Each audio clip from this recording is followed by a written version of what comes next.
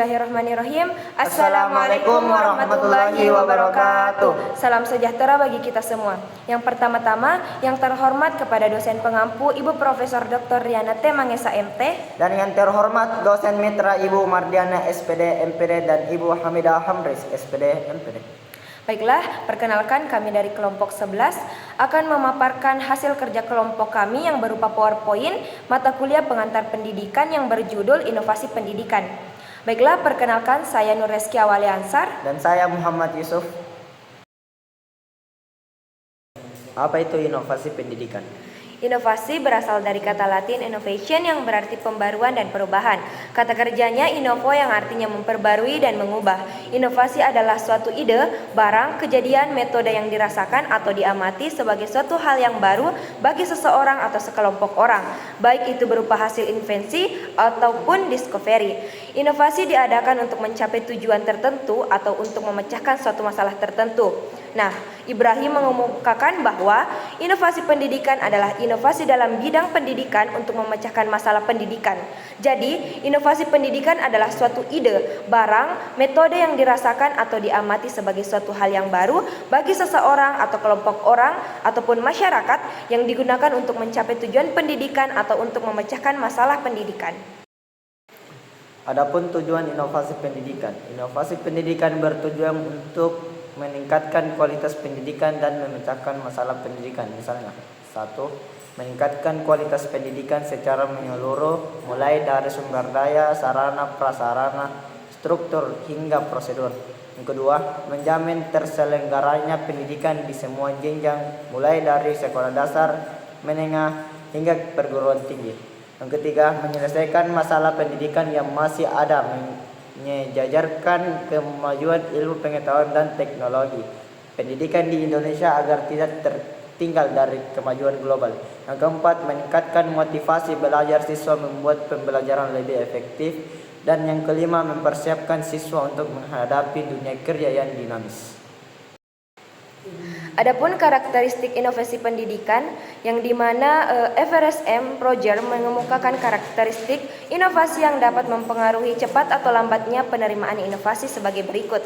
Yang pertama yaitu terdapat keuntungan relatif, yaitu sejauh mana inovasi dianggap menguntungkan bagi penerimanya. Yang kedua yaitu compatible atau compatibility, ialah tingkat kesesuaian inovasi dengan nilai values, pengalaman lalu, dan kebutuhan dari penerima.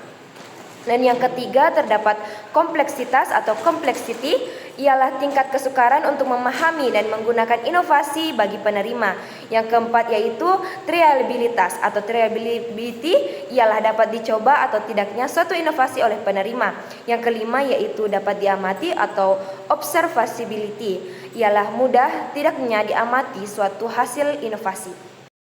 Adapun prinsip-prinsip inovasi pendidikan yang dikemukakan oleh Peter M. Drucker pada tahun 1999 yang mengemukakan beberapa prinsip inovasi yaitu sebagai berikut. Yang pertama, inovasi memerlukan analisis berbagai kesempatan dan kemungkinan yang terbuka. Artinya, inovasi hanya dapat terjadi apabila mempunyai kemampuan analisis. Yang kedua, inovasi bersifat konseptual dan perseptual. Artinya yang bermula dari keinginan untuk menciptakan suatu yang baru yang dapat diterima masyarakat. Yang ketiga, inovasi harus dimulai dengan yang kecil. Tidak semua inovasi dimulai dengan ide-ide besar yang tidak terjangkau oleh kehidupan nyata manusia. Keinginan yang kecil untuk memperbaiki suatu kondisi atau kebutuhan hidup ternyata kelak mempunyai pengaruh yang sangat luas terhadap kehidupan manusia selanjutnya. Yang keempat, inovasi diarahkan pada kepemimpinan atau kepeloporan. Inovasi selalu diarahkan bahwa hasilnya akan menjadi pelopor dari suatu perubahan yang diperlukan. Apabila tidak demikian, maka intens suatu inovasi kurang jelas dan tidak memperoleh apresiasi dalam masyarakat. Adapun model pembelajaran inovasi pendidikan di Indonesia, yaitu yang pertama terdapat top-down innovation, yang dimana inovasi model top-down ini sengaja diciptakan oleh atasan atau pemerintahan sebagai usaha untuk meningkatkan mutu pendidikan atau pemerataan kesempatan untuk memperoleh pendidikan ataupun sebagai usaha untuk meningkatkan efisiensi dan sebagainya. Yang kedua yaitu terdapat bottom up innovation, yaitu model inovasi yang bersumber dan hasil ciptaan dari bawah dan dilaksanakan sebagai upaya untuk meningkatkan penyelenggaraan dan mutu pendidikan. Yang ketiga, desentralisasi dan demokratisasi pendidikan. Perjalanan pendidikan nasional yang panjang mencapai suatu masa yang demokratis, kalau tidak dapat disebut liberal ketika pada saat ini, otonomisasi pendidikan melalui berbagai instrumen kebijakan. Yang keempat, KTSP, yang dikenal dengan kurikulum tingkat satuan pendidikan merupakan kurikulum yang bersifat operasional dan dilakukan di masing-masing tingkat satuan pendidikan.